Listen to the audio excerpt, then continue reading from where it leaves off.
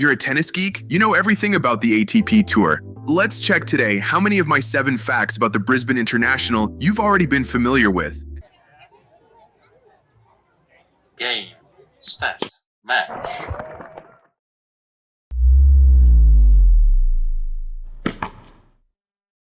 When you hear ATP 250, you probably think of a small warm-up event, a quiet stop on the tour before the big titles are on offer.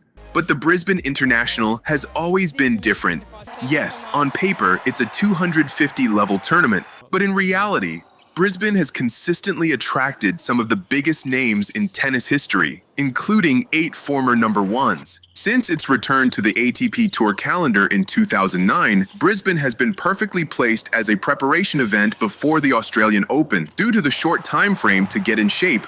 Usually, the Australian Open start 2 weeks after the winter break. Players need to pick every opportunity on hand. For top players, Brisbane offers ideal conditions, fast hard courts, similar warm weather as in Melbourne, strong organization, and just enough competitive pressure to sharpen their game without the grind of a Grand Slam.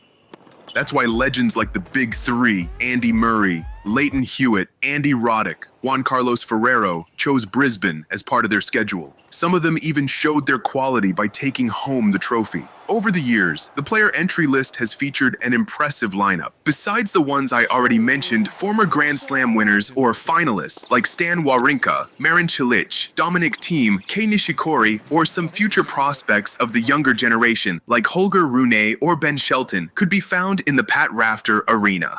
What makes Brisbane so special is the balance it offers. For top stars, it's a high-quality tune-up. For rising players, it's a rare chance to test themselves against the very best. And for fans, it's a unique opportunity to see elite tennis close-up just before the spotlight of Melbourne fully turns on. So while Brisbane may officially be an ATP 250, its history, its champions, and its role in shaping the early season tell a very different story. This tournament proves one thing. Sometimes the category doesn't define the importance.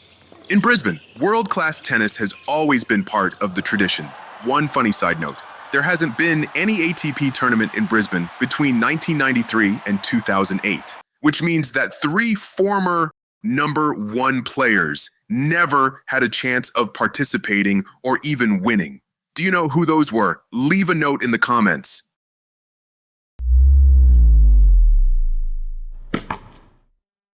One man was holding off one of the strongest nations in tennis for almost a decade. When Novak Djokovic lost to Sam Querrey at Wimbledon in 2016, it came as a huge surprise. At the time, Djokovic was holding all 4 Grand Slam titles and was once again the favorite to make it 5 in a row. But things didn't go according to plan. Who would have thought it would take 35 attempts before another American could beat the Joker? In Brisbane 2025, that incredible 34-match winning streak finally came to an end. Djokovic had conceded only 7 sets along the way before the 18th American during that span, Riley Opelka, stepped in like a force of nature, held firm, and slayed the giant.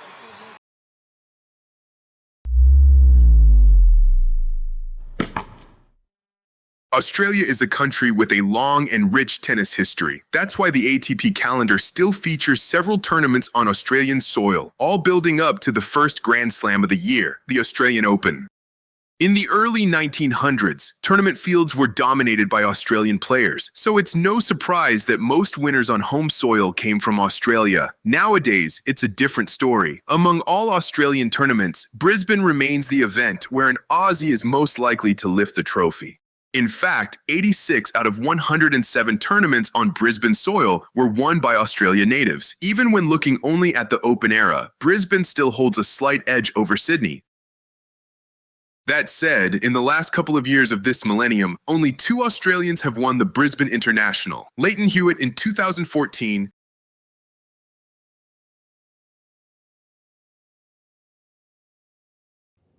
and Nick Kyrgios in 2018.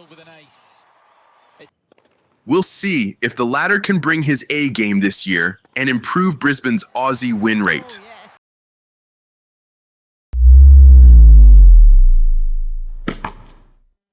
It was in 2015 when the Brisbane International became part of tennis history. It is the first final of the season between Roger Federer and Milos Raonic. This match wasn't just another trophy on the line. It marked a historic milestone in the career of one of the greatest players of all time.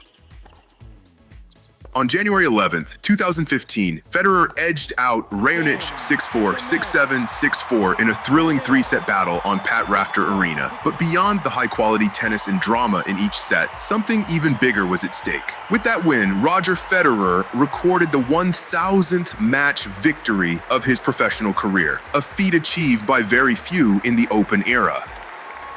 That's right, 1,000 career wins. Only Jimmy Connors and Iwan Lendl had previously reached this milestone in men's tennis history. Federer became just the third man ever to join this elite club.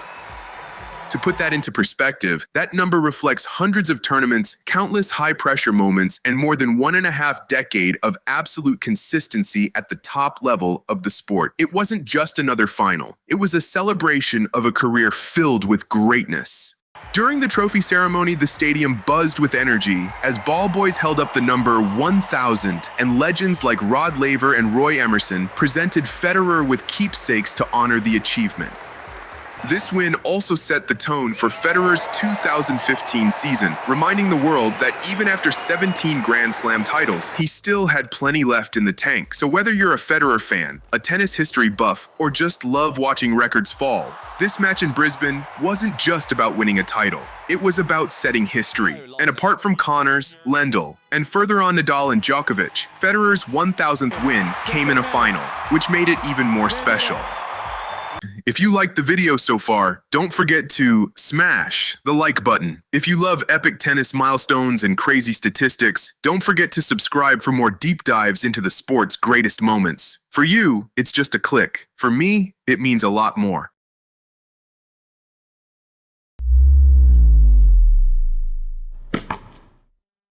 The next story from the ATP event in Brisbane isn't just about forehands, footwork, or fierce competition. It's about an unexpected guest that completely stole the spotlight. Dominic Thiem stepped onto the court to face James McCabe, a classic clash of experience versus hunger. From the first rally, the intensity was clear. Thiem was grinding from the baseline, looking to control the tempo, while McCabe fed off the home crowd, swinging freely and chasing every ball. The match had rhythm, drama, and momentum shifts. Everything tennis fans love. But then Brisbane reminded everyone that this is Australia.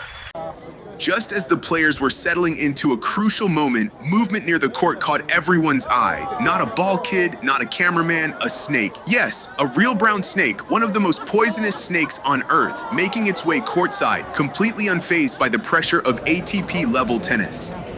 Play stopped, the crowd buzzed, players laughed, stared, and waited as officials stepped in. For a brief moment, the match transformed from a tennis battle into a wildlife documentary. In Brisbane, even a routine changeover can turn into an adventure. Once the uninvited guest was safely removed, the players returned to business. Thiem refocused with the calm of a veteran, while McCabe tried to ride the energy of the crowd after the bizarre interruption. The rallies resumed, but the atmosphere had changed. Lighter, louder, unforgettable. This match will be remembered not just for the tennis, but for that moment when nature decided to join the show. Because sometimes, no matter how big the stage or how fierce the competition, the real headline slithers in when you least expect it. That's tennis in Australia. That's Brisbane.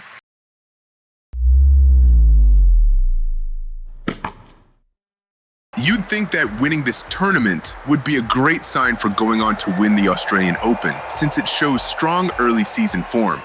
But in reality, only one man in the Open era has ever managed to do both, the legendary Ken Rosewall. And for those familiar with his career, that achievement dates back a long time, 54 years ago to be exactly. So if you're aiming for Australian Open glory, maybe it's better not to peak too early. Or you could end the curse and prove everyone wrong.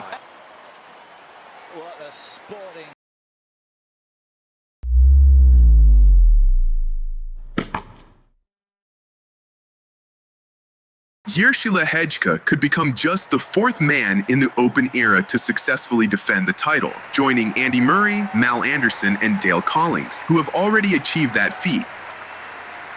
Daniil Medvedev could further cement his hard court pedigree. 19 of his 21 career titles have come on hard courts, and interestingly, he hasn't won any tournament more than once. Since Brisbane isn't on that list yet, why not highlight his regained form under new coach Thomas Johansson and send everyone else packing? Grigor Dimitrov could equal Mal Anderson's record of 3 titles at this event. As mentioned earlier, it's been 54 years since the winner of the Brisbane tournament went on to also win the Australian Open. I'm not quite sure if Alcaraz or Sinner will play along, but you never know who might turn out to be the unexpected party crasher to win both. If you're hooked, make sure to stick around. New stats and some surprising side notes are coming your way next week. You know the drill. Subscribe, turn on notifications, and don't miss out. Feel free to share this with friends, foes, or tennis bros. For this week, I'm out.